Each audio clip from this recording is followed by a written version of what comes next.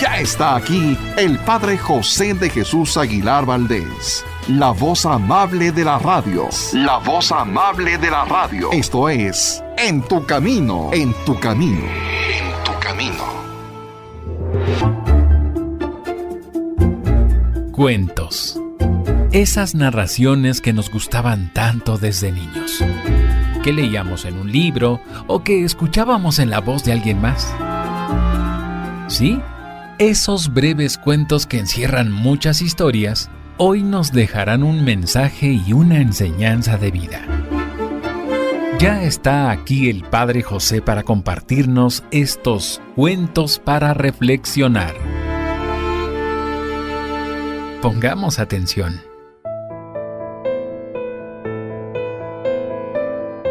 ¿Qué tal, amigas y amigos?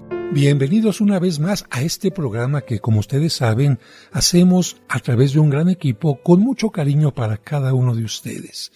Agradezco siempre su atención y ya desde ahora te recuerdo que tú nunca estás solo o sola.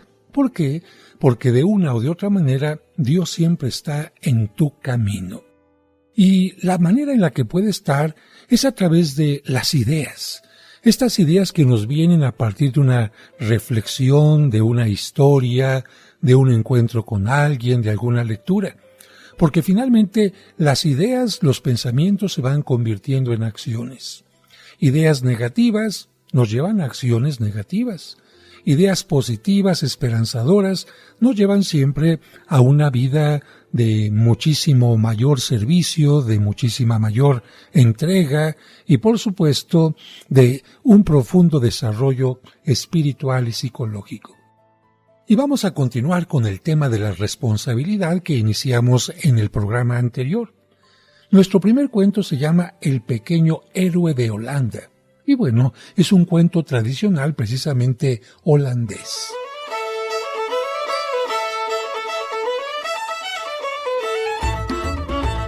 Holanda es un país cuyas tierras se encuentran bajo el nivel del mar. Unas gruesas paredes llamadas diques impiden que las aguas del Mar del Norte penetren tierra adentro y lo inunden todo. Durante siglos, los holandeses han trabajado duro para mantener la seguridad de los muros y así conservar su país seco y a salvo. Hasta los niños más pequeños saben que los diques deben estar vigilados permanentemente porque un agujero del tamaño de un dedo puede ser muy peligroso. Hace muchos años vivía en Holanda un muchacho llamado Peter. Su padre era uno de esos trabajadores que controlan las esclusas, es decir, las compuertas de los diques. Una tarde de principios de otoño, cuando Peter tenía 8 años, su madre le llamó mientras jugaba. «Ven, Peter», le dijo, «cruza el dique y lleva estos pasteles a tu amigo. Si te apresuras y no te entretienes jugando, estarás de vuelta antes de que oscurezca». Al chico le alegró mucho ese recado y partió con el corazón alegre. Se quedó un rato con su amigo, pero de repente recordó que su madre deseaba que volviera antes del anochecer. Se despidió y emprendió el regreso. Caminando por el borde del canal, observó que la lluvia había hecho subir el nivel de las aguas que golpeaban un lado del dique. También se dio cuenta de que el sol ya se ponía y que la oscuridad iba creciendo. «Mamá me estará esperando», pensó, y decidió correr hacia su casa. Justo entonces oyó un ruido. Era el sonido de una fuga de agua. Se detuvo y miró hacia abajo. Había un pequeño agujero en el dique por el que fluía el agua. A todo niño holandés le asusta pensar que se abra una grieta en el dique. Peter enseguida se dio cuenta del peligro. Si el agua sale por un diminuto agujero, este se irá ensanchando y todo el país se inundaría. Entonces tomó una gran decisión. Corrió hasta la base del dique e introdujo un dedo en el pequeño agujero. El agua cesó de fluir. «Oh», se dijo, «las aguas furiosas no pueden pasar, puedo contenerlas con mi dedo. Holanda no se inundará mientras yo esté aquí». Al principio Todo iba bien, pero el frío y la oscuridad no tardaron en aparecer. El muchacho no cesaba de gritar: «¡Vengan! ¡Vengan aquí!», pero nadie le oía ni acudía a ayudarle. El frío se hizo más intenso. El brazo le dolía y lo sentía rígido y entumecido. Volvió a gritar: «¿Es que no va a venir nadie?». Su madre le había estado buscando ansiosamente por el camino del dique desde la puesta del sol, y finalmente había cerrado la puerta de la granja pensando que Peter se había quedado a pasar la noche con su amigo. Al día siguiente le daría una buena reprimenda por no haberle pedido permiso para dormir fuera de casa. Peter trató de silbar, pero su boca no dejaba de temblar por el frío. Pensó en su hermano y en su hermana, que estarían bien calientitos en la cama, y en sus queridos papá y mamá. «No puedo dejar que se ahoguen», pensaba. «Debo permanecer aquí hasta que venga alguien, aunque tenga que quedarme toda la noche». La luna y las estrellas contemplaban al niño acurrucado sobre una roca al lado del dique. Tenía la cabeza inclinada y los ojos cerrados, pero no dormía, ya que de vez en cuando se frotaba la mano que detenía al mar embravecido. «Debo permanecer aquí pase lo que pase», pensaba, y allí se quedó toda la noche para que no entrara el agua. Por la mañana temprano, un hombre que se dirigía a su trabajo pasó cerca del dique y oyó un gemido. Se inclinó sobre el borde y vio a un niño arrimado a un lado del gran muro. «¿Qué ocurre?», gritó. «¿Te has hecho daño?». «Estoy frenando el agua», gritó Peter. «Avise que vengan todos rápidamente». La alarma se extendió. La gente vino corriendo con palas y el agujero no tardó en ser reparado. Llevaron a Peter a casa de sus padres y pronto todo el pueblo se enteró de cómo aquella noche les había salvado la vida. Desde aquel día nunca han olvidado al pequeño héroe de Holanda. Reflexión.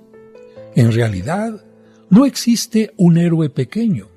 Todas las personas con sus actos de heroísmo, aparentemente pequeños, están salvando al mundo. Una historia muy interesante que nos habla de cómo un pequeñito salvó a toda una población de una inundación. Pero yo quisiera comentarte que no existen únicamente inundaciones de agua, sino, hablando metafóricamente, existen inundaciones de hambre, de desconfianza, de tristeza, de miedo, de pobreza. Y así como lo hizo este pequeñito con un simple dedo, también hay personas que simplemente ofreciendo un paquetito de arroz a una persona que no tiene alimento, ofreciendo un poco de escucha a aquella persona a la que nadie atiende, poniéndole un poco de atención a aquella persona a la que nadie valora, pueden estar transformando el mundo. Porque en una ocasión, una persona que lamentablemente había intentado suicidarse me comentó que lo había hecho porque se sentía totalmente sola, que había pedido ayuda, que había pedido que alguien le escuchara, y lamentablemente todo mundo se decía estar muy ocupados. Afortunadamente no pudo obtener lo que ella quería y se arrepintió. Yo lo que le decía es que nunca te canses de buscar ayuda. Si en una parte te cierran la puerta, busca otra puerta. Acuérdate lo que dijo Cristo: al que toca se le abre. Pero no nos dijo que al que toca en la primera puerta. Si hubiera dicho eso, entonces, bueno, solamente haríamos un esfuerzo. Él dijo al que toca. ¿Cuántas puertas tenemos que tocar a lo largo de la vida para que se abra una? Bueno, cada situación es totalmente distinta, pero lo importante es tocar. Y a propósito de este cuento, yo sé que tú que me estás escuchando, eres de esas personas que, como el pequeño Peter, a través de ayudas pequeñitas vas transformando la historia de este mundo. A través de simplemente ser honesto en tu trabajo, a partir de simplemente educar a tus hijos de la mejor manera, tratar de perdonar a tu pareja, tratar de llegar a un entendimiento cuando peleaste con alguna persona. Precisamente estas son las pequeñas acciones que impiden que existan inundaciones de egoísmo, inundaciones de enojo, de rencores, de problemas a nivel mundial, y que en su lugar vaya existiendo, vaya naciendo, se vaya creando lo que Cristo llamó el reino de los cielos. Cada vez que decimos en el Padre Nuestro, venga a nosotros tu reino, no solamente estamos diciendo una oración, sino también estamos haciendo el compromiso de que a partir de pequeñas o grandes obras, que a partir de palabras, de compromisos, esta sociedad, este mundo que Dios ha puesto en nuestras manos, se vaya transformando. Vamos a ir a un breve corte y al regreso continuaremos con el último cuento que tiene que ver con la responsabilidad. Un cuento que nos habla de dos personas que trabajaban juntas. ¿Qué es lo que sucedió con ellas? Bueno, al regreso del corte te lo contaré. No le cambies. No le cambies. El Padre José tiene otro cuento para ti al regreso de los comerciales. Hermanas y hermanos, les agradecemos que desde el domingo 17 de abril del 2011 y hasta ahora, cada semana se unan a nosotros para celebrar juntos la Santa Misa. En el nombre del Padre, y del Hijo, y del Espíritu Santo. Amén. Pero ahora te invitamos a unirnos en su nuevo horario. La Santa Misa, celebrada por el Padre José de Jesús Aguilar Valdés, todos los domingos a las 12 del mediodía, aquí, en tu camino.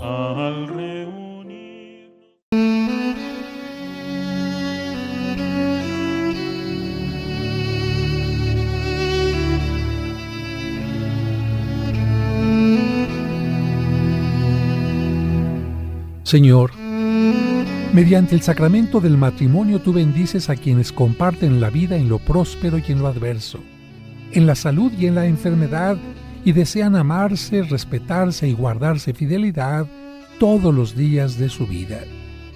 Protege a todas las parejas que dan testimonio del amor verdadero y cumplen un aniversario.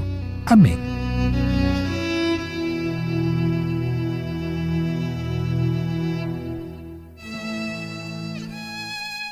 Un programa para encontrar la meta. En tu camino. ¿Ves qué rápido volvimos? Sigamos escuchando estos cuentos para reflexionar. Muchas gracias por continuar con nosotros, y ahora les voy a contar no un cuento, sino una carta de un personaje muy conocido en México que ya falleció, Juan José Arreola. ¿Y saben de qué se trata? De una carta a un zapatero que compuso mal unos zapatos. Y el tema evidentemente tiene que ver con la responsabilidad. Este hombre escribía maravillosamente y tenía también una sección en la televisión, pero vamos a escuchar cómo le escribió a su zapatero. Estimable señor, como he pagado a usted tranquilamente el dinero que me cobró por reparar mis zapatos, le va a extrañar sin duda la carta que me veo precisado a dirigirle. En un principio, no me di cuenta del desastre ocurrido. Recibí mis zapatos muy contento, augurándoles una larga vida, satisfecho por la economía que acababa de realizar. Por unos cuantos pesos, un nuevo par de calzado. Estas fueron precisamente sus palabras y puedo repetirlas. Pero mi entusiasmo se acabó muy pronto. Llegado a casa, examiné detenidamente mis zapatos. Los encontré un poco deformes, un tanto duros y resecos. No quise conceder mayor importancia a esa metamorfosis. Soy razonable. Unos zapatos remontados tienen algo extraño. Ofrecen una nueva fisonomía casi siempre deprimente. Aquí es preciso recordar que mis zapatos no se hallaban completamente arruinados. Usted mismo les dedicó frases elogiosas por la calidad de los materiales y por su perfecta hechura. Hasta puso muy alto su marca de fábrica. Me prometió, en suma, un calzado flamante. Pues bien, no pude esperar el día siguiente y me descalcé para comprobar sus promesas. Y aquí estoy, con los pies doloridos, dirigiendo a usted una carta en lugar de transferirle las palabras violentas que suscitaron mis esfuerzos infructuosos. Mis pies no pudieron entrar en los zapatos. Como los de todas las personas, mis pies están hechos de una materia blanda y sensible. Me encontré ante unos zapatos de hierro. No sé cómo ni con qué artes se las arregló usted para dejar mis zapatos inservibles. Allí están, en un rincón, guiñándome burlonamente con sus puntas torcidas. Cuando todos los esfuerzos fallaron, me puse a considerar cuidadosamente el trabajo que usted había realizado. Debo advertir a usted que carezco de toda instrucción en materia de calzado. Lo único que sé es que hay zapatos que me han hecho sufrir y otros, en cambio, que recuerdo con ternura.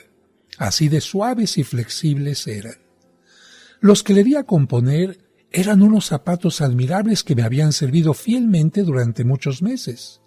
Mis pies se hallaban en ellos como pez en el agua. Más que zapatos, parecían ser parte de mi propio cuerpo, una especie de envoltura protectora que daba a mi paso firmeza y seguridad. Su piel era en realidad una piel mía, saludable y resistente, solo que daban ya muestras de fatiga. Las suelas, sobre todo, unos amplios y profundos adelgazamientos en la suela, me hicieron ver que los zapatos se iban haciendo extraños a mi persona, que se acababan. Cuando se los llevé a usted, iban ya a dejar ver los calcetines. También habría que decir algo de los tacones. Piso defectuosamente, y los tacones mostraban huellas demasiado claras de este antiguo vicio que no he podido corregir. Quise, con espíritu ambicioso, prolongar la vida de mis zapatos. Esta ambición no me parece censurable. Al contrario, es señal de modestia y entraña una cierta humildad. En vez de tirar mis zapatos, estuve dispuesto a usarlos durante una segunda época menos brillante y lujosa que la primera. Además, esta costumbre que tenemos las personas modestas de renovar el calzado es, si no me equivoco, el modus vivendi de las personas como usted. Debo decir que, del examen que practiqué a su trabajo de reparación, he sacado muy feas conclusiones. Por ejemplo, la de que usted no ama su oficio. Si usted, dejando aparte todo resentimiento, viene a mi casa y se pone a contemplar mis zapatos, ha de darme toda la razón. Mire usted qué costuras. Ni un ciego podía haberlas hecho tan mal. La piel está cortada con inexplicable descuido. Los bordes de las suelas son irregulares y ofrecen peligrosas aristas. Con toda seguridad, usted carece de hormas en su taller, pues mis zapatos ofrecen un aspecto indefinible. Recuerde usted, gastados y todo, conservaban ciertas líneas estéticas. ¿Y ahora? Pero introduzca usted la mano dentro de ellos. Palpará usted una caverna siniestra. El pie tendrá que transformarse en reptil para entrar. Y de pronto, un tope, algo así como un quicio de cemento poco antes de llegar a la punta. ¿Es posible? Mis pies, señor zapatero, tienen forma de pies. Son como los suyos, si es que acaso usted tiene extremidades humanas. Pero basta ya. Le decía que usted no le tiene amor a su oficio, y es cierto. Es también muy triste para usted y peligroso para sus clientes, que por cierto no tienen dinero para derrochar. A propósito, no hablo movido por el interés. Soy pobre, pero no soy mezquino. Esta carta no intenta abonarse la cantidad que yo le pagué por su obra de destrucción. Nada de eso. Le escribo sencillamente para exhortarle a amar su propio trabajo. Le cuento la tragedia de mis zapatos para infundirle respeto por ese oficio que la vida ha puesto en sus manos. Por ese oficio que usted aprendió con alegría en un día de juventud. Perdón, usted es todavía joven. Cuando menos, tiene tiempo para volver a comenzar si es que ya ha olvidado cómo se repara un par de calzado. Nos hacen falta buenos artesanos que vuelvan a ser los de antes, que no trabajen solamente para obtener dinero de los clientes, sino para poner en práctica las sagradas leyes del trabajo. Esas leyes que han quedado irremisiblemente burladas en mis zapatos. Quisiera hablarle del artesano de mi pueblo que remendó con dedicación y esmero mis zapatos infantiles, pero esta carta no debe catequizar a usted con ejemplos. Solo quiero decirle una cosa. Si usted, en vez de irritarse, siente que algo nace en su corazón y llega como un reproche hasta sus manos, venga a mi casa y recoja mis zapatos. Intente en ellos una segunda operación y todas las cosas quedarán en su sitio. Yo le prometo que si mis pies logran entrar en los zapatos, le escribiré una hermosa carta de gratitud, presentándolo en ella como hombre cumplido y modelo de artesano.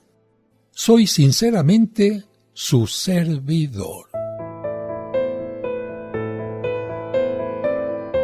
Ah, caray, pues es una carta bastante interesante y claramente surgida de Juan José Arreola.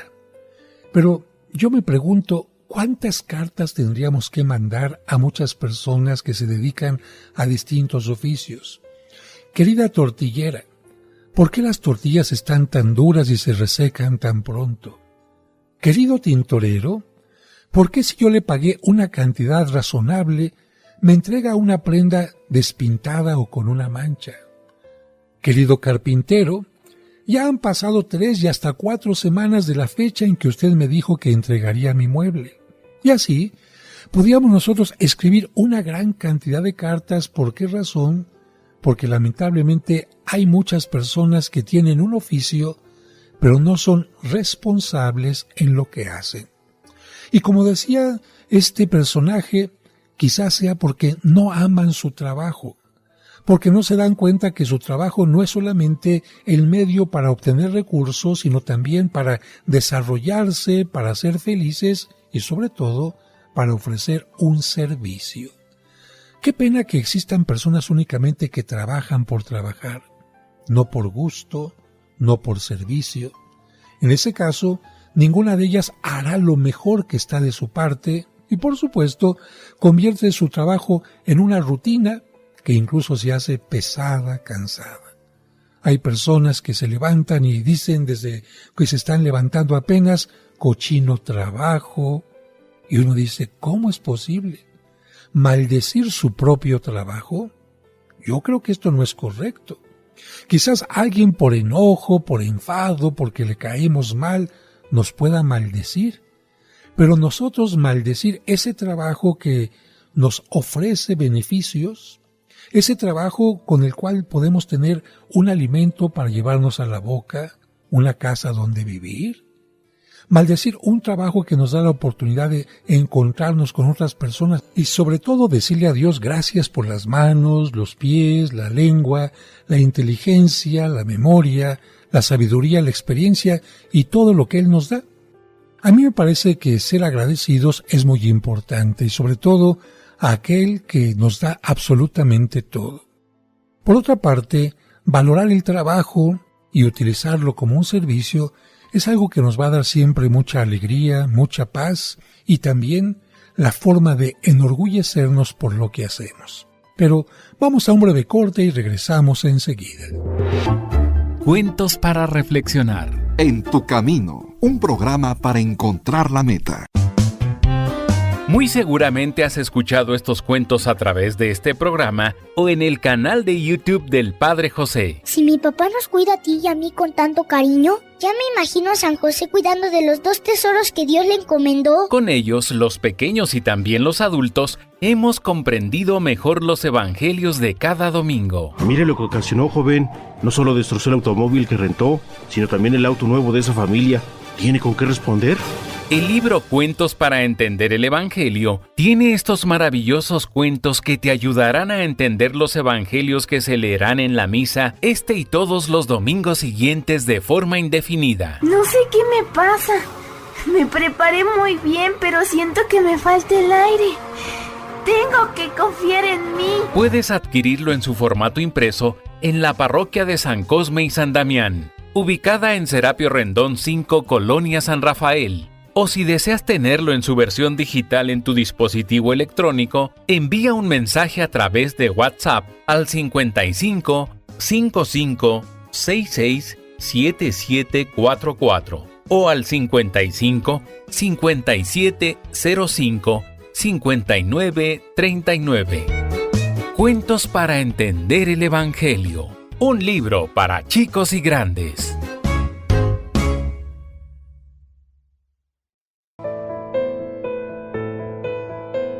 Muchas gracias por continuar con nosotros.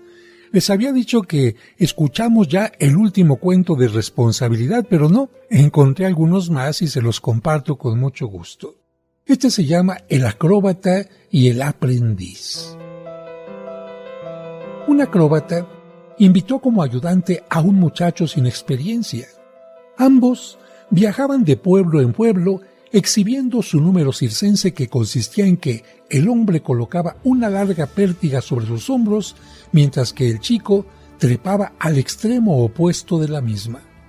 Las cosas marcharon bien durante algún tiempo, hasta que en cierta ocasión estuvieron a punto de tener un percance del cual finalmente el joven pudo salir ileso. Al día siguiente, el hombre instruyó al muchacho: para que no volvamos a tener un accidente en lo sucesivo, cuando hagamos el número, tú deberás de estar muy atento a mí y yo muy atento a ti. Pero el muchacho aprendiz, inquieto y de mente ágil por naturaleza, objetó tal indicación, porque le parecía que lo que estaba sugiriendo el maestro acróbata no era una medida adecuada de protección mutua. No, maestro, eso no funcionaría. Cuando hagamos el acto y la demostración, lo primero que hay que hacer es que yo deberé estar muy atento a mí y usted muy atento a usted. Así le aseguro que nunca volveremos a tener un accidente. El acróbata, sorprendido por la lucidez del aprendiz, le respondió así: ¿sabes? Tienes razón, pero creo que lo mejor será hacer una combinación de ambas ideas. Hagamos cada quien lo suyo con la máxima atención y también mantengámonos atentos mutuamente. Reflexión. La regla de oro es: cada uno debe estar atento a su tarea y a la vez cuidarse en forma recíproca. Si uno falla, todo falla. Esta historia nos hace entender claramente que el bien de uno es el bien de todos, o mejor dicho, que el bien de uno debería de ser el bien de los demás. Si uno únicamente pone atención en el otro y descuida lo que está de su parte, las cosas están mal. Pero si también una persona solamente pone atención en lo suyo y descuida lo demás, todo está mal. Y el mejor ejemplo de esto es la propia familia. El padre no puede poner únicamente atención en él, tiene que poner atención en la esposa y en los hijos. La esposa hacer lo mismo, y también los hijos. De hecho, muchos problemas en las familias surgen porque los hijos piensan únicamente en ellos. Yo quiero estar bien, yo quiero tener todo. Muy bien, ¿y qué es lo que pasa con papá y mamá? En el momento en que te preocupes por ellos, que veas que también ellos tienen necesidades, ilusiones, deseos, proyectos, las cosas van a estar mucho mejor. De hecho, cuando yo celebraba la misa de los 3 años, porque en una parroquia en donde estuve era muy frecuente la presentación de las niñas y niños que cumplían 3 años, siempre les decía esto: lo mejor que puede hacer un padre por sus hijos es amar a su esposa. Y lo mejor que puede hacer una esposa, una madre por sus hijos, es amar a su esposo. Porque si ambos se aman, si ambos se cuidan, si ambos se respetan, si ambos se ayudan, ¿qué es lo que va a pasar con los hijos? Ellos van a estar beneficiados. Vamos a nuestra siguiente historia, el gallito desorientado. Un día, por accidente, cayó un huevo de la canasta de una aldeana que regresaba del gallinero. Este rodó hasta parar junto a un árbol grande y alto. Ya por la tarde, un buen aldeano que regresaba de trabajar, al ver el huevo en el piso, al pie del árbol, se conmovió y creyendo que había caído de un nido, miró hacia arriba y descubrió que en la punta del árbol había un nidito. Tomó el huevo con mucha delicadeza y subió por las ramas hasta lograr colocarlo a tientas en el nido. Como apenas alcanzaba, no pudo ver los otros huevos del nido. ¡Oh, sorpresa para la pájara y el pájaro carpintero, que al regresar a casa se encontraron con un huevo extraño! ¿Y esto qué significa?, preguntó desconcertado el pájaro. ¿Acaso me está siendo infiel? No digas eso, quizá algún zancudo le picó. Pues, ¿qué zancudo sería? Mira cómo lo dejó. Es un huevo enorme. Al final, decidieron cuidarlo e incubarlo. Pasó el tiempo y los pajaritos carpintero nacieron junto con su hermano que resultó ser un gallito. Este creció y se desarrolló como un pájaro carpintero, pero la frustración no tardó en llegarle al ver que era muy torpe para la carpintería, a pesar del gran cincel que tenía por pico. Todos sus esfuerzos por ser el mejor resultaron en vano. Por más que se esforzaba, no conseguía mejores resultados. Sus hermanos se burlaban y le cantaban: «¡Eres una gallina! ¡Cuácuara, cuácuara, cuácuara, cuá!». Después de estar mucho tiempo con crisis de identidad, salió en busca del sabio búho del bosque, quien después de escuchar su historia le preguntó: ¿alguna vez has reflexionado para qué eres realmente bueno y útil? No, respondió el gallito. Pues ve, reflexiona y vuelve. El gallito se internó en el bosque para reflexionar y después de un mes regresó. ¿Y bien? ¿Qué has encontrado?, preguntó el búho. Descubrí que solamente sirvo para cantar, o mejor dicho, para gritar de manera estruendosa y desafinada, como si trajera un gallo en la garganta. ¿Solamente?, interrumpió con voz fuerte el búho. ¿Se te hace poco como para decir solamente? ¿Qué no te das cuenta que gracias a tu único, auténtico e irreemplazable canto los hombres despiertan? Los animales reciben la señal de un día nuevo y los animales de noche, como las luciérnagas y los grillos, saben que es hora de irse a dormir. ¿Te das cuenta qué tan importante es que en la vida hagas lo que a ti te toca hacer? Solo hazlo bien, perfectamente bien.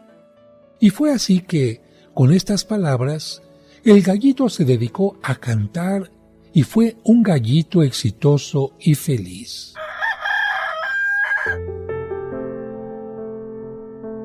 Reflexión: haz bien lo que te corresponde. En una orquesta, cada quien toca su instrumento a la perfección y en completa sincronía. Y bueno, esta historia me hace pensar en aquellas mamás a las que se les ocurre que a ellas les toca hacer lo que les toca a los hijos. Y creo que no solamente están haciendo algo equivocado porque les están haciendo crecer en baja estima. ¿Por qué en baja estima? Porque si a un niño le hacen todo, el niño nunca va a sentir orgullo de lo que hace. Nunca va a sentir que está creciendo, que está aprendiendo, que está mejorando. ¿Cómo se va a sentir orgulloso de algo que le hace el papá o la mamá? Y esto hace que el niño a la larga crezca con baja estima.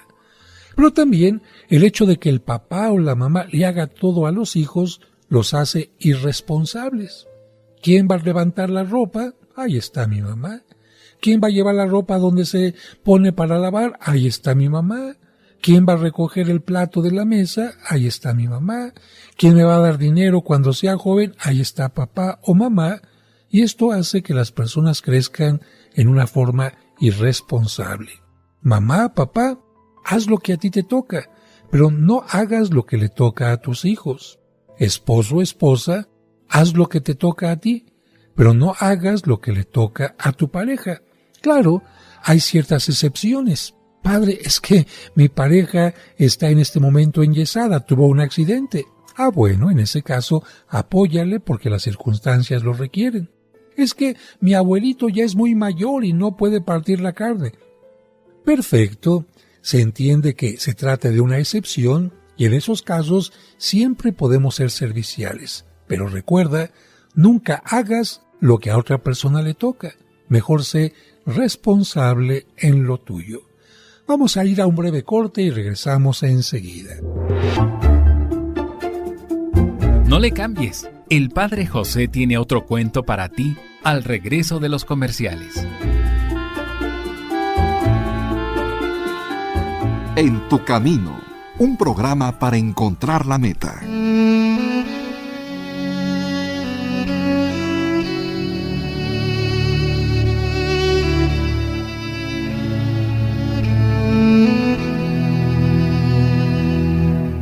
Señor, en este momento hay alguien que llenó de rencor su corazón. Ayúdale a comprender que el rencor es como veneno que destruye. Te pido que les ayudes a perdonar a quien reconoce su error y le den una nueva oportunidad. Amén.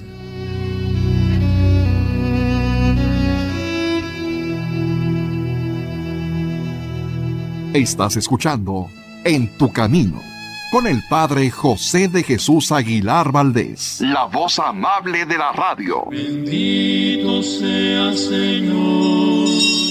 Anota a tus difuntos para pedir por ellos en las misas gregorianas del mes de diciembre. Las misas gregorianas del mes de diciembre se aplicarán por el eterno descanso y el perdón de los pecados de las siguientes personas: Angelina Alvarado García, Conchita García Vadillo, Cruz Morales Benavides. Recuerda que las misas gregorianas son aquellas que se ofrecen diariamente durante todo un mes por nuestros difuntos, mismas que no se pueden celebrar en todas las parroquias, pero en la parroquia de San Cosme y San Damián sí. Y codo a codo junto a ti. Para mayores informes de cómo anotar a tus difuntos, llama o escribe vía WhatsApp al 55 55 66 7744. Y donde no había nada, pesqué en abundancia. En tu camino. Con el Padre José de Jesús Aguilar Valdés, la voz amable de la radio. Muchas gracias por continuar con nosotros. Seguimos con el tema de la responsabilidad. Ser responsables es importante, pero también es importante saber por qué somos responsables, para qué hacemos las cosas. Y la siguiente historia se llama El cielo es el límite. Cierto día, un filósofo en busca de respuestas se acercó a un pescador que se encontraba en su labor y entabló el siguiente diálogo con él. «Dime, ¿para qué pescas?» «Vaya una pregunta. Para agarrar peces». «¿Para qué?» «Para venderlos». «¿Para qué?» «Para vivir». «¿Y para qué vivir?» «Para pescar». Poco conforme con esa respuesta, se alejó y viendo a un labrador le preguntó: ¿para qué trabajas la tierra? ¿Para sembrar? ¿Para qué? ¿Para poder comer? ¿Para qué comer? El labrador le miró con desdén y sin responder continuó su trabajo. Más tarde, vio a un jardinero que regaba en su jardín y acercándose le preguntó: «Dime, ¿para qué riegas tu jardín?» «Ah, porque así alimento a las plantas». «¿Por qué?» «Porque quiero que den flores». «¿Por qué?» «Porque mi trabajo es hacer que florezca este bello y maravilloso jardín». «¿Para quién trabajas?» «Para mí mismo». «¿Acaso no tienes obligaciones o compromisos?» «Sí, pero mi mayor compromiso es conmigo». «¿Por qué?» «Porque he aprendido a hacer las cosas bien por voluntad propia. Además, quiero trascender». «¿Por qué?» Porque al igual que las plantas, quiero llegar al cielo. Las raíces bajan y la planta sube y nadie sabe por qué, pero el cielo es el límite. Ante esta respuesta, el filósofo ya no preguntó más y exclamó para sí mismo: por fin he encontrado a alguien que sabe por qué hace las cosas. Reflexión. Trabajar por dinero es demasiado simple. Debe haber algo mucho más, pero mucho más noble e importante para poder trascender. Esta historia me hace pensar que todos los días cuando suena el despertador, muchas personas se preparan para irse al trabajo. Algunos, como lo hemos escuchado, quizás como pescadores, como leñadores, como agricultores, como obreros, como médicos, etc. Pero la gran diferencia en este cuento está en que algunos únicamente trabajaban para alimentarse, para obtener algún recurso. Esa era la única finalidad. No está mal alimentarse. No está mal tener una casa, tener dinero para vestirse, para viajar, etc. Pero, ¿cuál es lo esencial en nuestra vida? Creo que si vivimos únicamente para trabajar, en el momento en que se acaba el trabajo o se acaban los beneficios económicos, se acabó la razón de nuestra existencia. Y yo creo que el ser humano está llamado a trascender, a hacer que su trabajo le permita trascender, no únicamente tener recursos materiales. Y este trascender tiene mucho que ver con lo que dice este cuento, alcanzar el cielo. ¿Cómo se alcanza el cielo? ¿Estirándose nada más? No. En el aspecto espiritual, alcanzar el cielo significa vivir profundamente todos los valores. Y uno de los valores más importantes, de hecho yo creo que es el que engloba todos los demás valores, es el amor. El amar lo que se hace ciertamente, la vocación, el servicio, la familia, amarse a uno mismo, amar al prójimo, amar la naturaleza, todo esto puede hacer que el ser humano trascienda. ¿Cómo te gustaría que dijera en tu epitafio? Fulanito de tal vino al mundo y trabajó, o fulanito de tal vino al mundo y trascendió. Yo creo que esto es lo más importante, trascender.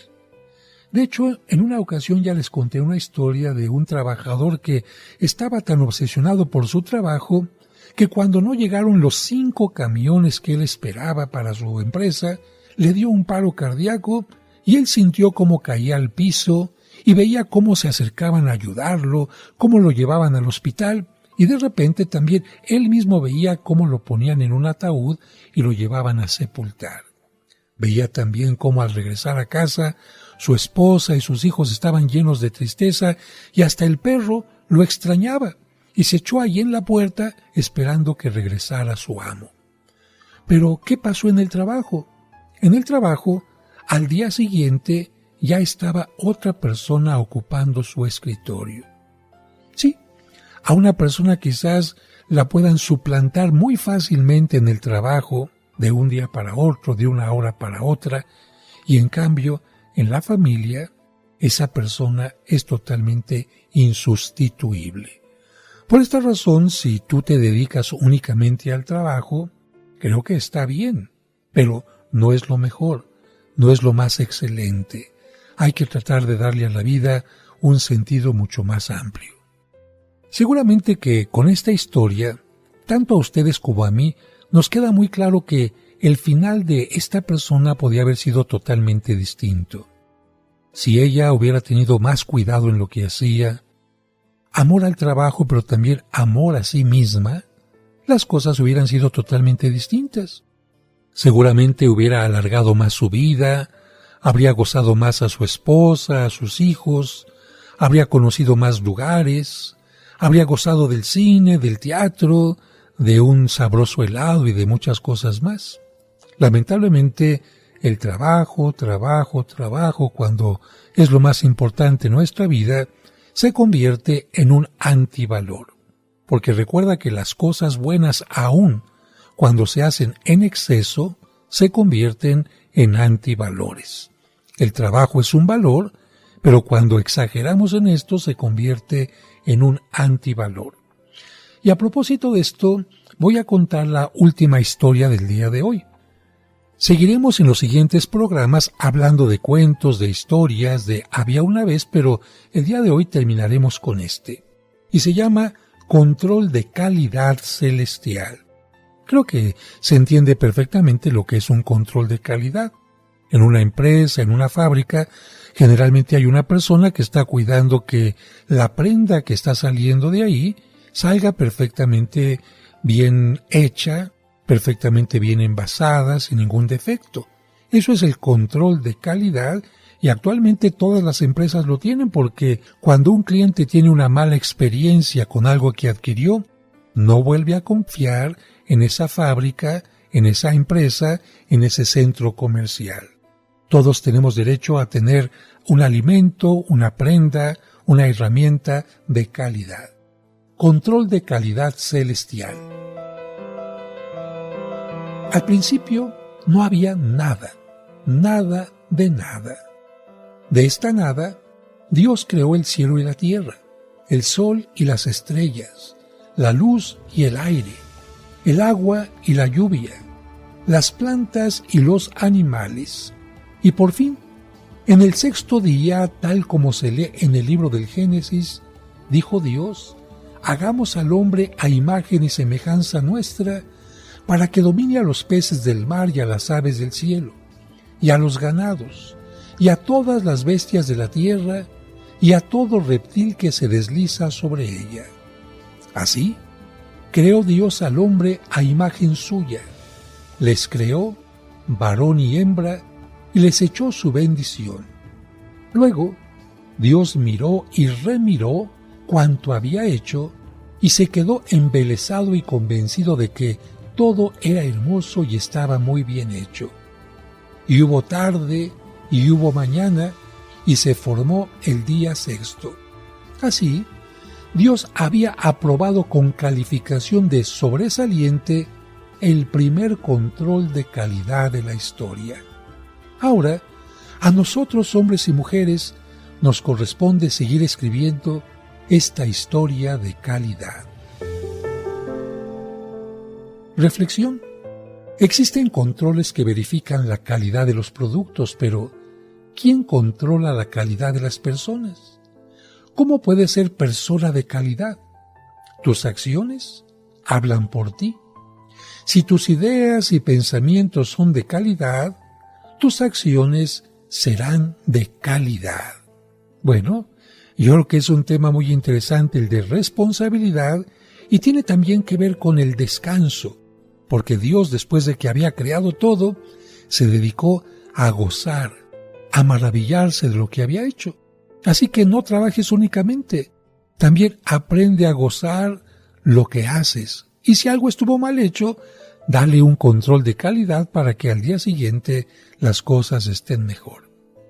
Y con esta reflexión me despido de ustedes diciendo, colorín colorado, este programa se ha acabado. Pero recuerden, tenemos una cita en el siguiente programa.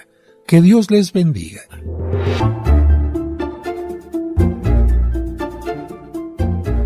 Sé que te gustó el programa, porque has descubierto que esas breves narraciones también encierran mensajes muy importantes. Por eso te recuerdo que mañana el Padre José te espera con más Cuentos para Reflexionar.